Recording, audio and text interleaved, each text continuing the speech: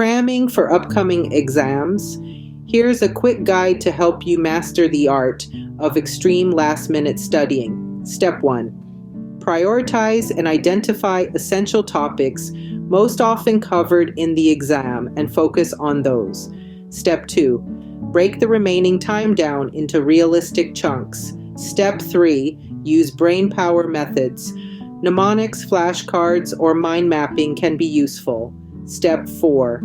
Past paper practice. Test for content gaps and focus on time allotment for each question. Step 5. Take short breaks. Your brain needs time to absorb information. Step 6. Stay hydrated and eat brain-boosting foods. Finally, remember, this method is not the ideal.